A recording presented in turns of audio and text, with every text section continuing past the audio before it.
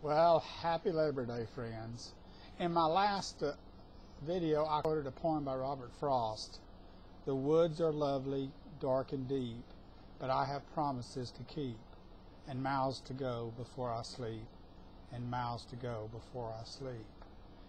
We all, Ron Paul supporters, Mike Gravel supporters, we have promises to keep. We have promises to keep to our Constitution, to make sure it stays intact. We have promises to the children of America today to ensure that they still have an America that is looked upon with respect. Unfortunately, that's not the case today. And it seems to get worse with each passing day. We have this neocon philosophy of perpetual warfare. Perpetual warfare. Potential enemies that we must always be kept in fear of, that we must always be afraid of, that they're always going to attack us. So the question is, what do we do? Well, we know that the media, Fox News and conservative radio, controls the neocon agenda. Some people have suggested, have given a list of numbers to call all the talk show hosts. And we know that Rupert Murdoch is probably the main neocon behind all this. And of course, you got Project for a New American Century. You got the American Enterprise Institute. You got the Heritage Foundation. You have all these right-wing think tanks. And be it Republican or Democrat, there are certain people that the elite intelligentsia, they feel that a world government is the only solution to mankind's needs. That we're not smart enough, we're not wise enough, we're not intelligent enough to understand how to handle our own country and handle our own affairs. They see the world, and there's lots of conspiracy theories out there. Who is they? Is it the Bitburgs? Is it the Masons? Is it the Illuminati? Is it the Trilateral Commission? I don't know, and I don't care. All I know is America is quickly sliding away from us. And the main reason it hasn't slid away completely is that we still have remnants of the Constitution left. We still have defenders of the Constitution.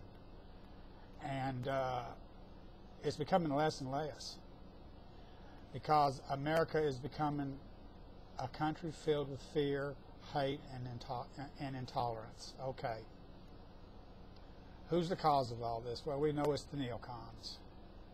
And we know a part of it, and I know that this is probably going to sound strange, but you've got these neoconservative Christians that are on the bandwagon too. So we have a huge task in front of us, and we have miles to go before we sleep. And we have miles to go before we sleep. Now you may ask yourself, why are Americans like Sean Hannity, Bill O'Reilly, Mark Levin, Gordon Liddy, why are they a part of this? Why are Americans working against the best interests of the Constitution, the best interests of our country? Why do they put down Ron Paul, Mike Gravel, Dennis Kucinich? Well, most of you already know the answer. It's pretty obvious. Are they part of this conspiracy? I don't know. I know that one driving force is money, power, and greed, and the abuse of money, power, and greed. And the delusion, and it's an insane delusion that these neoconservatives have, that America is the most superior nation on earth, and they want to impose American values everywhere on the Muslim world without even understanding the culture of the Muslims.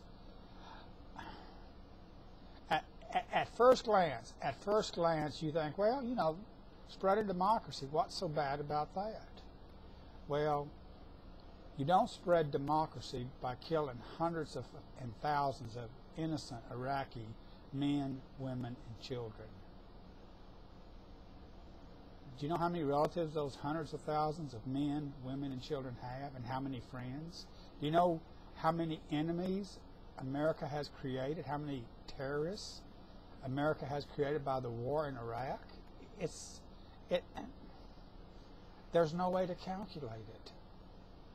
And if there is a jihad against America, we will have brought it on upon ourselves, because America, in its gross stupidity, and I hate to say this, gross stupidity, elected George W. Bush and these neocons into office for 2 terms. Now we've got Fox News and conservative radio as the vehicles of transmission of the as they call it, the new media, that has no accountability, that can say essentially what they want to say, that can spin, twist, and distort the truth, so that who knows what the truth is anymore. Americans most certainly don't. So all I can say to all the Ron Paul supporters and myself and the Mike Gravel and the Dennis Kuciniches is, we have promises to keep. And if we don't keep these promises, we are not going to have an America.